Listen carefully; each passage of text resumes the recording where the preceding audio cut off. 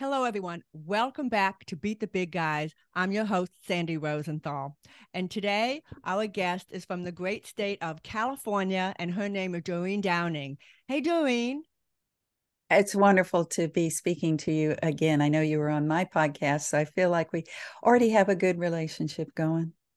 Absolutely. And I'm looking forward to now. I want to hear about you. Because when you interviewed me, I talked about me, which I do not enjoy anywhere near as much as learning more about my guests. So, without much further ado, I'm going to go ahead and introduce you, and we can give the mic to you. Okay? All right. Yes, let's. Doreen Downing is a psychologist who hid her stage fright for years. She went through all the traditional programs. She even got awards. But with those programs, she did not find her true inner voice. That is when she did the deeper dive into self discovery and learned how to face fears, heal the inner wounded voice, and find the core strength to speak the truth. Doreen had Doreen has developed a gentle, guided journey to embrace and empower the wounded voice within. Because one cannot beat the big guys, it is certainly very challenging to beat the big guys if one cannot speak publicly. So Yes. I just cannot wait to hear about your journey and your discoveries. And I can't wait to hear how you would like to help our listeners today. Oh, wonderful. Thank you. Oh, this is wonderful. A platform to tell my story and to reach people who feel like they would like to be in more arenas, speaking up passionately about what they believe, like you did, Sandy. What a what a journey you took. And so my journey, I would say, is getting a PhD in psychology because I love human behavior, human development, and I love potential within. And that potential within is where the voice is, right? Right. and and we grow up in environments and people tell us what to think, what to say, and how to be. No, no, no, we don't say that. No, no, no, you can't be that. So that our, I guess you might say, our layers of how we are in our society, going to school, getting the good grades. My goodness, I went all the way to PhD. So I could fit in, and I had a professional degree.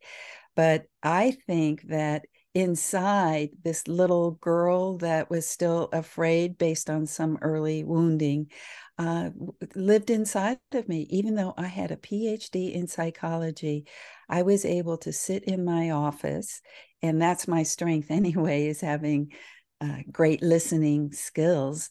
But put me in a room with about even 6 people, I would start to feel that old heartbeat going really fast, my throat constricting, and feeling fear. Why? Only 6 people.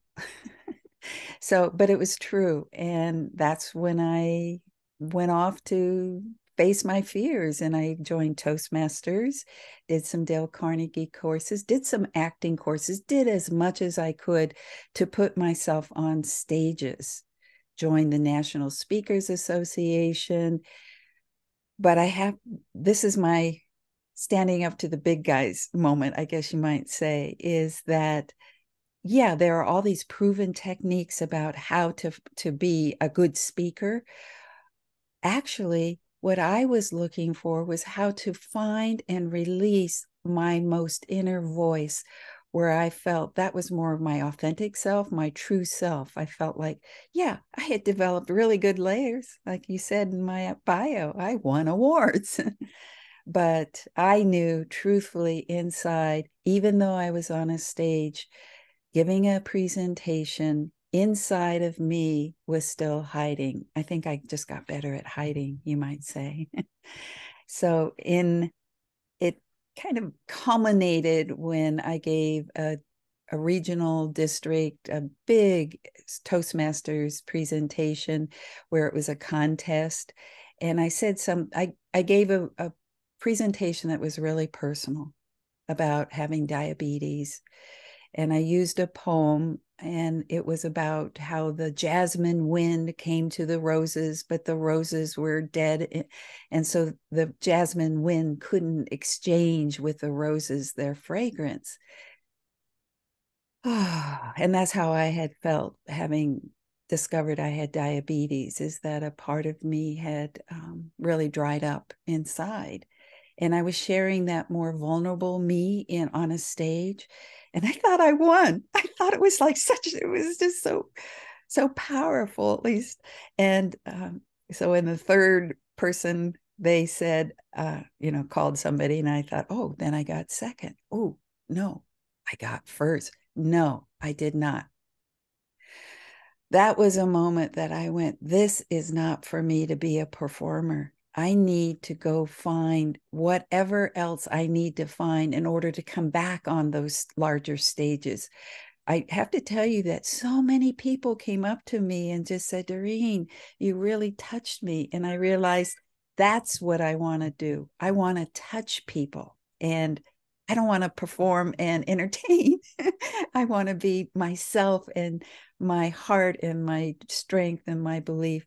So out of that was the turning point for me to start doing more of that, what I said, a deep dive inside.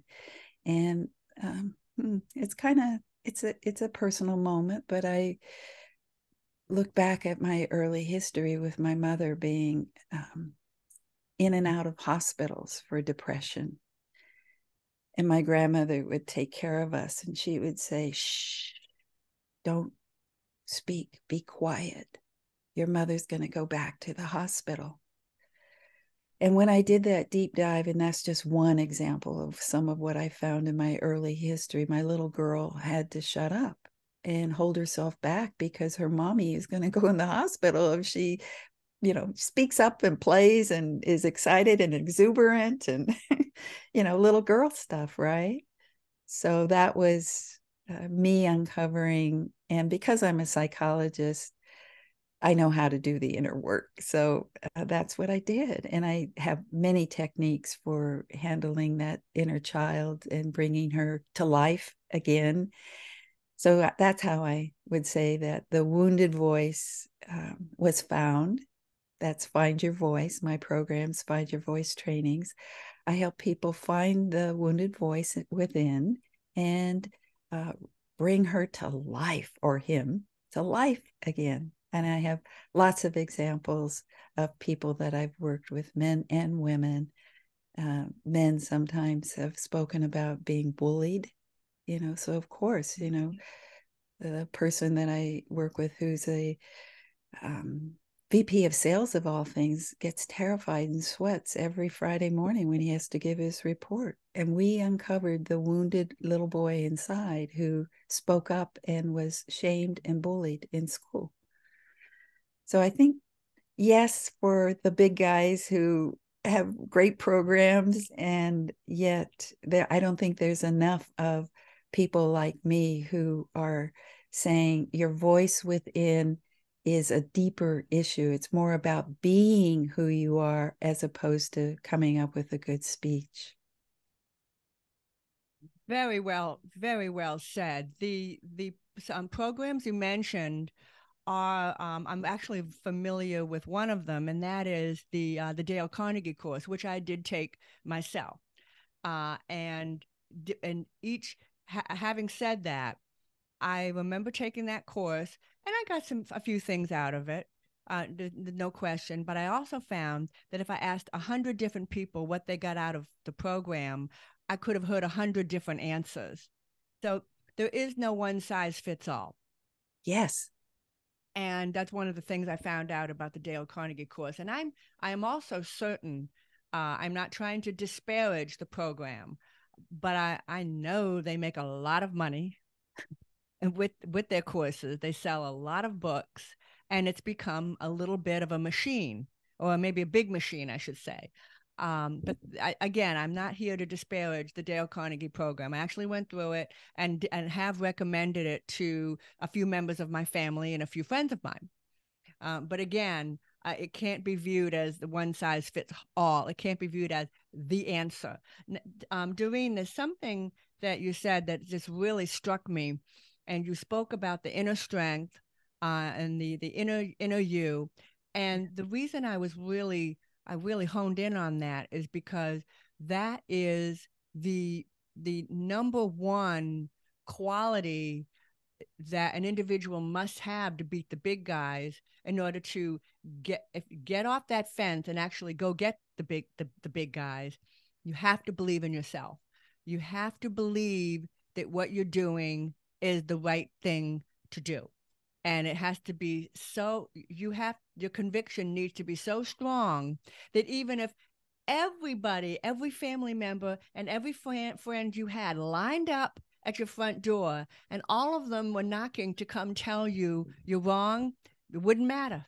Wouldn't Yeah. matter. You're going to keep on doing what you're doing. You don't care who has another opinion on that subject. You need to be firm in your belief. And so when you mentioned to have the voice to speak about what you believe, and that also comes from within, well, that's not surprising. Yes. I'm not surprised at all. It's like, well, of course. Can you elaborate on that a little, Doreen? Well, the way that you just presented it, and for our work and our podcast here about the big guys, you're right that I found great value in both the Dale Carnegie and in Toastmasters. I know how to give a speech, and I do keynote speeches now all the time. I do know how. However, what I this kind of, how do I stand up through all of what people are saying? So many people believe that Toastmasters is the only way. So many people believe, feel the fear and do it anyway. But I have been standing up for myself and for those who feel like they need a more gentle inner depth process. And so that if you put Toastmasters out there, Dale Carnegie out there, and every other kind of traditional speaking program, I'm an alternative. And I feel like that's my voice. Hey, folks, just like you said, Sandy, one size does not fit all. And I have a whole unique, different way of helping people go within, uncover the roots to their anxiety about speaking, find their voice. And I have 7 steps. I sometimes call them secrets because it's not something that most people think, that being still, which is the first secret, they don't think that learning how to quiet your body, quiet your mind, taking a full, easy breath down grounds you, and your voice comes out much more resonant, especially if it's connected to your passion and what you believe. And like you say, conviction is what then helps you propel yourself. And the propelling isn't like speak up, it's like propelling your truth, right? I can't help but notice that the best speakers are the ones that speak quietly, uh, Oh, not the thumpers. I mean, thumpers mean people thumping on the podium. The yeah. people who speak quietly, in my mind, command the biggest, the most attention. I've seen rooms fall to silence because someone with that quality you just described just started speaking, and the whole room will just stop. It's interesting. I don't think I have that quality. I wish I did, but that certainly resonates with what you just said. Certainly been Well, my experience. what you have is the second step, is presence, being fully present. And I think what you said about conviction is lining up with what you truly believe in the moment, and entering into any sort of room, knowing yourself, being present fully with yourself and with whoever's listening, not being swayed by that, and standing in your beliefs. So I would say for sure you're a model of what I teach.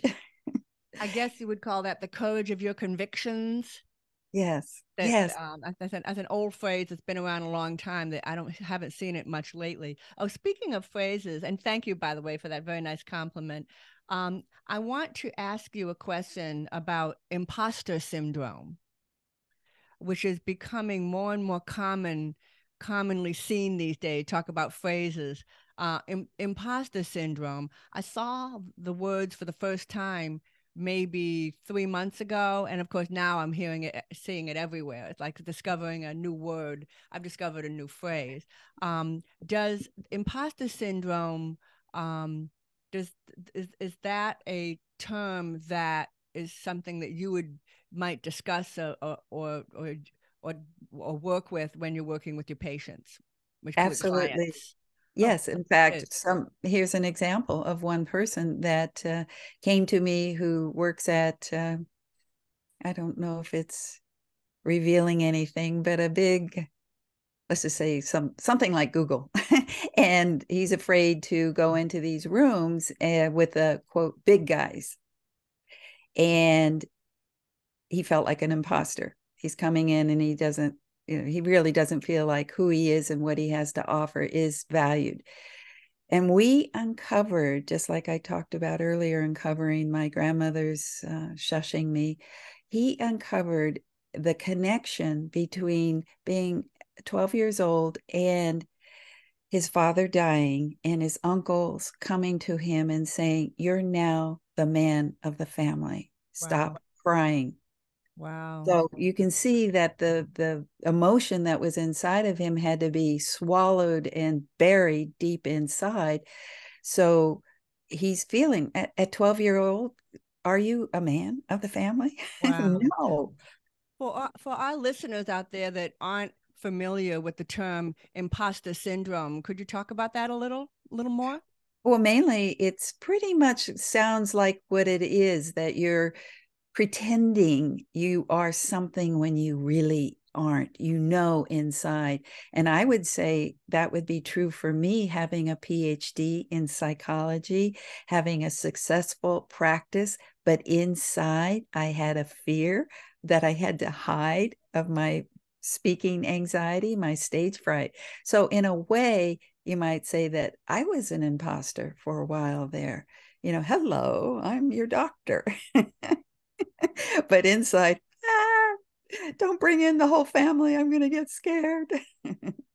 So while the term may be fairly new, becoming more recently widely used, it's been around for a long time. Yes. This Yeah, I feeling think I that you think like described. anything, it's when something becomes popular, it starts to gain, So I think it's good that it's gaining, because I think of it more as a facade that I was putting up as opposed to imposter. I felt like definitely I had layers of facade. But before we get off, I don't know about our timing, but I wanted to go back to something you said Sure, about sure, we're good. We're good. the quiet presence that's on sometimes that you feel in people being much more powerful than the thumping and the kind of more performance type. I mean, those are good. I mean, they're acting, right? They aren't really there to be real. They're there to put on a show or to give a speech that has purpose and meaning and may have persuasion in it. So there are all sorts of techniques. But bottom line, in the depth that you're talking about, it's about being magnetic as opposed to dynamic. So and we all have different personalities. So dynamic versus magnetic, I think, is what I wanted to say. To That was in response to what you said about quiet people draw people to them, as opposed to, sometimes they say, knock the socks off of people. You could say, suck the socks off people, bring them to you. um, well, thank you, for explaining that. The So we're doing pretty good on time. But I'd love to find out if there's anything else that you'd like to share with our listeners before we sign off. Well, I would say that the whole point and why I'm even here today is to say that there are alternatives to finding your voice when it comes to having speaking anxiety. And you don't have to go into a program. I gently guide people through a process that helps them find their voice, their inner strength, and then be able to move themselves out into those arenas where they want to make change, want to make a difference. Well, that's fantastic. And anybody, do you really feel, Doreen, that anyone can learn how to be a public speaker? Absolutely. Okay. And I would like to also put a new thought, a mindset that public speaking is even to one person. Going into the boss's office, or even just talking to a coworker, or speaking up at a just a small group meeting. There's all sorts of, I say life is your stage, right? Absolutely. And like selling is public speaking, like selling a Yes. product is public speaking. And then I point to myself, I'm still in shock that I have my own podcast because I'm born with severe and profound sensorineural neural hearing loss. And I had a heavy speech problem because of that hearing loss. And I had a thick Boston accent. And here I am with my own podcast. And so if I can do it, if I can speak in public, anyone can. Yes. Yeah. Great example. So, yes, that mainly is that there are other alternatives for people who would say, I can't speak and I can't go to those programs. Well, hello, there are other alternatives. And my Find Your Voice trainings are either individual, I do private work with people, or group work.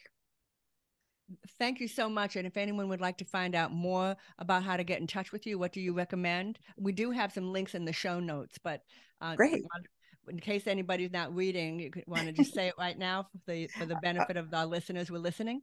Yes, it's Doreen7secrets.com, and my name is spelled Doreen, Doreen, seven, number seven, secrets.com.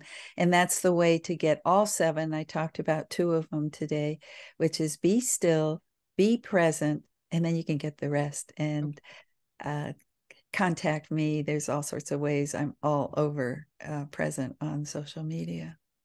Great. Well, you can't give away all the secrets today. So you're going to have to get the rest yourself. Thank you so much, Doreen, for being with us today. And thank you to the listeners. A video version of this podcast episode is available on my YouTube channel, Beat the Big Guys.